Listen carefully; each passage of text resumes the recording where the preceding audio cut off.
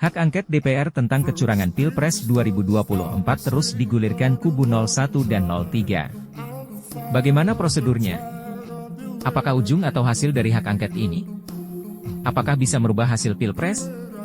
Pakar hukum tata negara ini menyatakan, hak angket sangat bisa merubah hasil pemilu. Simak videonya sampai habis. Madu, salah satu obat paling mujarab, insya Allah. Sedia madu ternak dan madu hutan. Dihasilkan oleh lebah dari nektar bunga asli, bukan dari gula yang dimakan lebah. Proses higienis, kemasan praktis dan elegan. Garansi 1 juta rupiah jika terbukti madu kami tidak asli. Terbaik, madu kelanceng, dari lebah spesial. Hubungi. Bagaimana prosedur pengajuan hak angket DPR? Cara bergulirnya biasanya inisiatif dulu ya. Inisiatif tanda tangan, sesederhana tanda tangan. Setelah itu? Kemudian kalau sudah ada, mereka akan bawa ke dalam rapat paripurna untuk menyetujui dimulainya hak angket. Secara administratif nanti sebelum rapat paripurna biasanya ada rapat BAMUS ya, Badan Musyawarah yang ketua-ketua fraksi itu. Kemudian begitu disetujui dalam rapat paripurna, maka sudah langsung akan bisa terbentuk panitia hak angketnya. Dan sudah bisa memulai persidangan ya? Sudah bisa memulai persidangan langsung. Anggarannya juga bisa langsung dialokasikan. Nah di situ mereka bahkan bisa memanggil semua orang tanpa kecuali. Kalau ada yang tidak mau datang, mereka bisa pakai upaya paksa. Itu ada ketentuannya di Undang-Undang MD3 ya, MPR, DPR, DPD, DPRD. KPU apa semua bisa dipanggil? Bisa dipanggil di situ.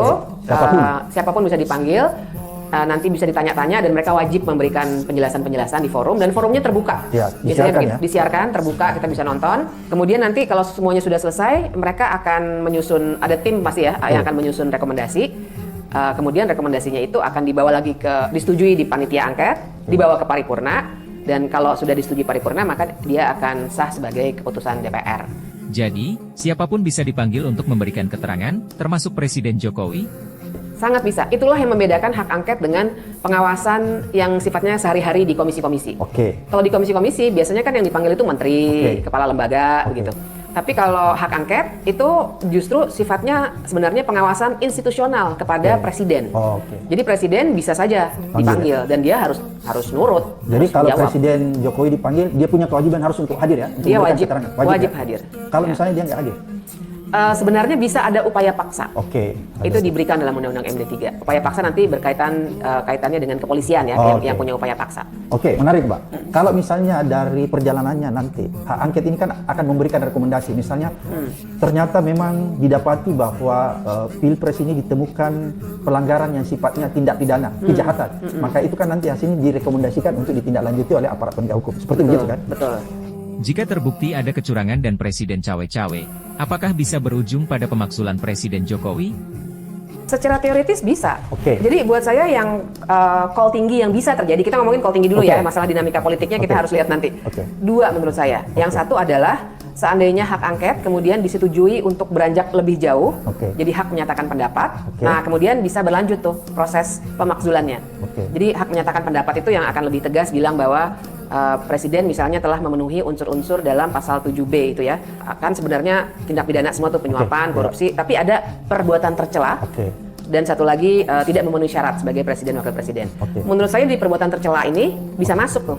Karena kan adalah tercela bagi seorang pemegang jabatan presiden. Jadi jangan lihat Joko Widodonya ya, tapi jabatan presiden disalahgunakan. Nah, kalau ini sudah dinyatakan terkonfirmasi, bisa disepakati juga di DPR, maka kemudian DPR akan berkirim surat ke MK untuk diadili di MK. Kalau MK bilang oke memang bersalah, baru sidang MPR dan nanti memberhentikan. Tapi quorumnya memang agak berat, 2/3 harus hadir dan persetujuannya dari 2/3 dari yang hadir. Tapi yang kedua itu kemungkinan kedua adalah kalau DPR bisa memutuskan bahwa pemilu itu tidak sah dan karenanya harus diulang lagi. Ada proses delegitimasi ya? Iya, jadi bukan ke presidennya, tapi pada proses pemilunya yang sebenarnya tidak sah. Apakah DPR bisa memutuskan pemilu ulang dan mendiskualifikasi calon yang curang? Bisa. Karena betul bahwa ada keputusan KPU tentang 3 paslon itu.